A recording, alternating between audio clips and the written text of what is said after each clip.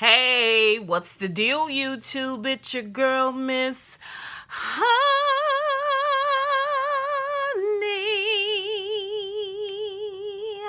Welcome back to the channel. Welcome back, you guys. Ooh, it is so strong, honey, in my spirit. Yes. When you unplug and rejuvenate, yes, you will get your strong voice back. Okay, let's talk about Real Housewives of Atlanta. I've been gone for a minute, but I'm back. I'm going to do Real Housewives of Atlanta and then Power. So you guys stay tuned for that after you watch this review for Real Housewives of Atlanta. This is season 12, episode 13, Tea with a Side of Cookies. And this is going to be quick because this episode was some straight bullish. Okay, let's talk about things that weren't necessarily popping this episode. You know what I'm saying? Didn't have a lot of energy this episode. This whole situation with Porsha and Dennis had just no energy to it whatsoever. It was so lackluster. Y'all know Porsha is one of my favorite characters on Real Housewives of Atlanta. For me, she's the MVP of this season. I just think she's done a stellar job being vulnerable and being open and transparent about what's going on with her and Dennis. At the same time, we are seeing a ton of stuff out there on social media which repeatedly reiterates the fact that he may or may not be this womanizer, this gigolo, this ne'er-do-well. You know what I'm saying? PJ's Papa is a rolling stone, if you will. Like, it's all over the social media. It's one thing or another. Now they say he was cheating again with these 4 girls, although I just saw him sitting at the table with the girls. I don't know what was going on, honestly. I'm wanting to give him the benefit of the doubt. Now they saying that he may have 1 or 2 children. I don't know if they older than PJ, the same age as PJ, or what. You know, they saying they not together. Like, it's all of this stuff. At the same time, on the show, we see them going to therapy and trying to make it work and being with each other and being intimate, not intimate, but affectionate to one another, and look like they're really trying to work on it. You know, they go to therapy. When they get into therapy, we find out that Porsha can't do it with Dennis. She cannot. Every time she think about him getting on top of her and doing his business, she thinking about the fact that he been with another woman, that he put his penis in another woman. But my thing with that situation is, I guess it's because he was supposed to be in a committed relationship with her, but his whole body covered in tattoos of women that he done put his penis in. You was able to not only get over the thought of his penis being in all of these multiple women before he got with you, but also you was able to overlook them tattoos, Porsha. I don't know. I think a lot of what Porsha is going through in terms of you know, feeling sexual and wanting to be sexual with him has to do with him cheating, yes. But I also think a lot of it has to do with her baby only being 5 months old. You know what I'm saying? Only being 5 months old. Like, your body, all your organs and stuff haven't even gotten right back to where they were supposed to be, in the places where they supposed to be real good. You know what I'm saying? Because they say a baby move all your organs all every which kind of way. You know. So I think that's Porsha and the Dennis situation. Kandi. Y'all, I know Kandi is successful. I know Kandi is out there. I know she's a smart businesswoman. I do. But when I tell you her and her clan of people are boring. They dry like like a biscuit, like a dry biscuit, you know, like a quick trip biscuit, just dry. They paper thin, like they just the baby coming. You know, they got a baby coming by a surrogate. The surrogate done carried and everything, and she's supposed to be putting, you know, checking color swatches on the wall because they gonna turn Kayla, Todd's daughter, by another woman, her bedroom there at the house. They gonna turn that into the baby's bedroom. have you told Kayla that we gonna give her room out to the baby? I'm like, Kandi, you live in 2 houses that you have connected. Why would Kayla care? She just go pick another bedroom with a bathroom. Like, I just don't, why would Kayla care? Why are we talking about that? You pulling color swatches up on the wall and trying to get ready, but Todd is in charge of all the decorating for the bedroom. At the same time, you don't want Todd to have this weird influence on y'all daughter together like he got with his daughter, and occasionally Riley, and apparently even still to this day, Mama Joyce. Why is the Mama and Joyce and Todd beef? Mama Joyce and Todd beef rearing its ugly head again. Well, I mean, there's nothing more that we can do. Now, you're going to have to bring in the sisters. You're going to have to bring in Aunt Bertha and Aunt Gertha. You're going to have to bring in those people, because alone, Mama Joyce is going to wear us paper thin. She going to wear us paper thin. Only way this going to work is you're going to have to bring in 2 or 3 other people. And they going to have to be actively participating. And you know Aunt Bertha is moody as hell. So that's that. Like, what the hell? Let's talk about Cynthia and Kenya. We don't see nobody else in this show except Eva. We see with Cynthia looking good, looking beautiful, like she does. Of course, she got a little spring in the step. She got a man now, and the man actually has validated to the world that he wants her. And she going to meet Eva for lunch. And also Tanya comes along, okay? And they really trying to... Cynthia's presenting it as though she's trying to get ahead of whatever storm is going to come between Tanya and Kenya by trying to bring them together to eat and talk this whole hair gate, in vitro gate, cookie gate situation out. Of course, that relies on Kenya's compliance. Kenya has 0 compliance. So all the ladies are there except Kenya. Kenya comes in and makes her entrance. She speaks to Eva. She speaks and hugs Kenya, and completely snubs Tanya. Now, Tanya is nothing if she is not a lady. And in the back of her mind, she's like, look at this fool. Look at this whole grown A woman fool. Look at this idiot. Really? You don't have no manners? Oh, okay. And you raising a daughter? Like, the way she was looking at her was like, are you serious? Are you an adult? Girl, ain't you almost 50?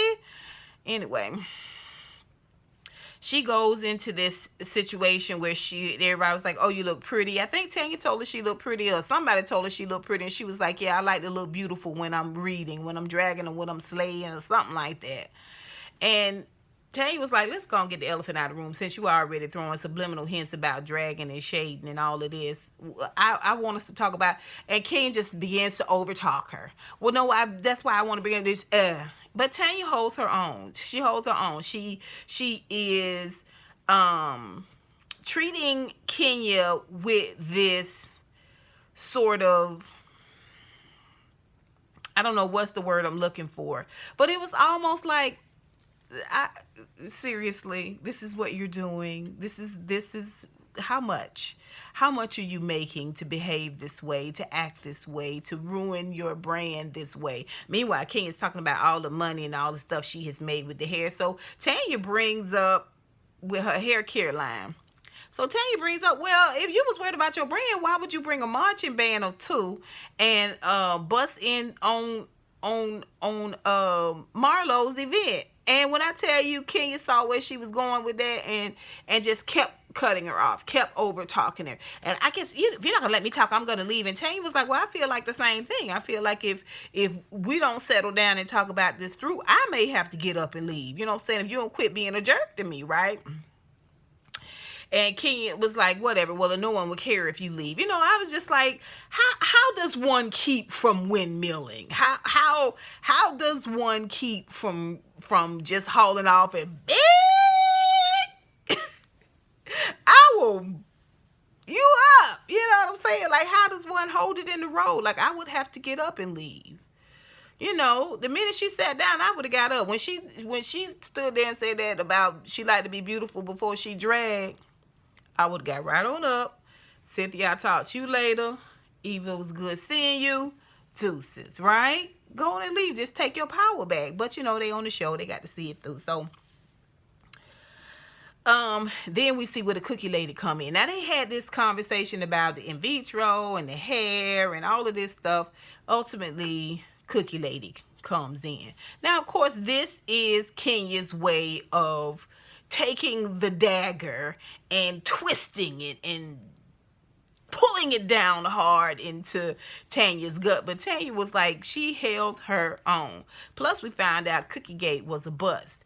Snakegate, Cookiegate, Cynthia, and Kenya. This is what I put on Twitter, our thumbs down for this season. Point blank, period. Because basically, Paul, she said, followed her to the bathroom in this place. And Tanya was like, now, isn't this where they have the unisex bathroom? She was like, well, yeah, but we were talking at the bar, and he told me that he wasn't married or he was single or something, and that was supposed to be something. And Tanya was like, okay, what else? You know, and then after that, you know, he lost interest in talking with her. They had small talk at the bar, basically. They had small talk at the bar. Like, you can't call him your man no more than nobody else. You know what I'm saying? Y'all didn't have intercourse. Y'all didn't kiss. Did he get your number? Like what else you got? Mind you, she done brought cookies in. And Kenya done threw Cynthia under the bus because she said Cynthia is the one that invited Cookie Girl to Cynthia's grand opening. And she was there during that whole situation. And Kenya just wanted to bring that up too. Now, mind you, she knows now that Cynthia pulled Tanya to the side away from her and told her what was going on in terms of you saying, what would you do if you knew that your girlfriend knew something about your man cheating, right? All pointed at her. So Kenya trying to scoop Cynthia up in it, which is not a hard scoop. It's not a hard scoop. Okay, now at first I was like, oh, Kenya, you low down. You really low down. You know, you the one that's doing all of this, like bringing all of this up and keeping all of this going, right? But then when we saw where the girl came in, told this story that fell flat on the ground about the man, and then started passing out cookies, Cynthia did not care at all about Tanya's feelings. She did not care at all. She was helping herself to the cookies. So much so, she had to leave because she was going to catch a flight and go to L.A.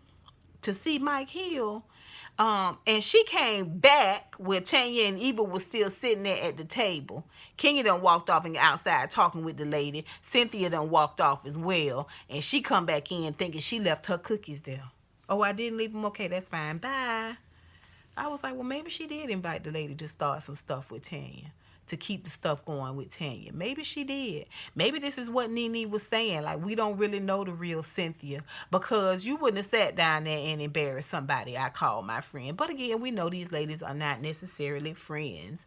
But at the same time, how you gonna let an outside girl come in and just kind of humiliate the lady, and you sitting there, you kind of playing along, going along with it? I said on Twitter, I said, Cynthia the kind of girl that'll come to your house and talk you into coming outside, knowing somebody outside ready to jump you. She the girl that they send in to bring you outside, to bring you out a certain door. That's who Cynthia is. She tried to play like she's sweet and innocent, but you coming across a little bit as clickbait, meaning, are you the new charade? Are you the new charade now, Cynthia? Is this what we're seeing? And it continues on when she goes to L.A. She's so excited to see Mike Hill and meet all his friends, which are majority women, females. And they got his 14-year-old, 15-year-old daughter there. Okay, she's already left and going over to a friend's house when Cynthia arrives, because Cynthia is so sexually charged against Mike Hill. She's just like, I cannot wait to have your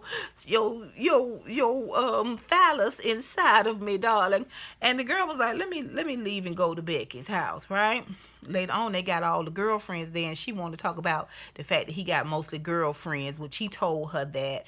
And then he starts talking about he wanted them all to meet, and the daughter is sitting there. The daughter is sitting there. Now, the whole time they having all this, jibber jabber and lap, the daughter is just like, she is horribly bored. I would have said, go on, play your game, or do you want me to take you somewhere? Like, you want to hang around here? Like, what do you want to do? Instead, him and Cynthia just talking, and they so enthralled in the conversation, and he's telling about being with Cynthia and wanting her to meet everybody, and this is the first time he's really ever felt this. He was never in love with this girl, the one that's sitting there, the daughter that's sitting there. First of all, he done cheated on all the women he been with, and the wives the women he wifed up, and the girl's mama. He say out loud he never loved her, and he could see the blood drain from his baby's face. Okay, and he says, well, I can't think of the girl name. Let's call her Danielle. Danielle, you want to go on out and go to your room? And she gets up and she's just like, mother beep, right? What the beep? Right? And he was like, yeah, so at this time, I just want you guys to mix and mingle, and I'm going to go and check on. Yeah, and Cynthia's like, yeah, we're going to go and check on her. And so they go upstairs together, holding hands, into the room, and they get to the room, and the camera is behind them. They open the door. It's pitch black inside of the room. And he was like, are you okay? And Cynthia, can Cynthia come in? And she was like, okay, whatever. Like, I've got to live with her now. Like, you know what I'm saying? Like, I got to deal with her. And she goes in, and when she goes in, the girl just busts out, just crying, like all of that pain and anger and just hopelessness. Because when you're a child, you don't really have no say so. You don't really have a lot of power. Like, that powerlessness just burst out of her, and she just started crying. My heart just really, really broke for her. First of all, it was on national TV. Second of all, he did not get up and say, oh, I'm sorry, and run after her. He sent her out of the room. You know what I'm saying? I didn't get that. And you let them tape all that. You let them run all that. Come on. You let them run all that. How much did they pay you to let them run all of that? To let them film that bullshit? When I tell you, I don't see it for Cynthia. I do not see it for Cynthia right now. I don't see it for Mike Hill right now. Okay, I definitely don't see it for Kenya and Ma, but let's talk about Kenya and Ma. So, after all of this Cookie Gate situation and all this stuff, now, mind you, Kenya tells the Cookie Gate lady outside of the restaurant when they all leaving, and they left even Tanya inside. She tells her, I don't know if I can have you around my man. I don't know if I can have you. You can. You can't have her around your man, because your man don't love you no way. It don't matter. She could be stealthy and fine, or she can be covered in warts and 2 feet tall. It don't matter. He don't want you no way. He don't want you no way. It don't matter. Right? Like, so what? So they going to see Cynthia Bailey's event space. So she, Cynthia's made some good decisions in the way that she has bought this Bailey wine cellar, and attached to it is an event space. So he's going to see it for this men's type situation where they're going to be mentoring. It's an event to launch this men's lab type thing, where older men mentor younger men in business. Okay. So, when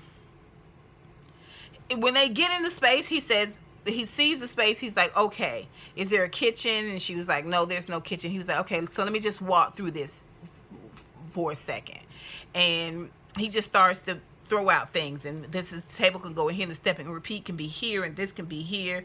And she just, I don't know if that's how they filmed it, but every time she would say something, he would keep going on with his thoughts. What he said, I want to walk this through for a second, which means let him walk through his whole process with that, and you don't say nothing unless he asks you a question. That's how I take it. That's how I take it. I really do. But I'm the kind of person that when I get in that mode, I'm just talking through it right now. Okay. And you know, I may come full circle, I may drop some things, but it's my opportunity to work through it. And she kept interrupting that process. Of course, you're going to get cut off because you're interrupting his process. Now, she says he doesn't need your input. He doesn't need your contribution. Just let him do his thing. Now, this is in reply to the fact that every time she says something, he talks over her. He overtalks her. He doesn't allow her to put her 2 cents in. He doesn't allow her to finish a thought. It's kind of like they competing to talk a little bit. But for me, it's not. For me, it was obvious to me that she should have just let him walk through his whole process, and then say, well, would you like to hear what my ideas are? Would you like to hear what I was thinking? Like, you know what I'm saying? So, but when she said that about him, he doesn't need your input, he doesn't need your contribution, or whatever it was she said, I was like, that's the same thing you did to Tanya. That's the same exact thing you did to Tanya. You were accusatory and you were demonstrative. She overtalked her. She was dismissive. She tried to belittle her. And when all of that didn't work, she tried to humiliate her by bringing that cookie lady in. So it's my thought process that I do think that Mark can be verbally aggressive with her, and I do think that he is trying to diminish her, okay, to bring her down a peg or two. But ultimately, I feel like Mark is really Kenya's mirror. He's really Kenya's mirror, okay, because a lot of his behaviors she has towards the other ladies, and I'm sure she has towards other people. You know, that's my 2 cents. Y'all tell me what you think. Y'all put it down below. And until next time, honeybees. Mwah, mwah, mwah.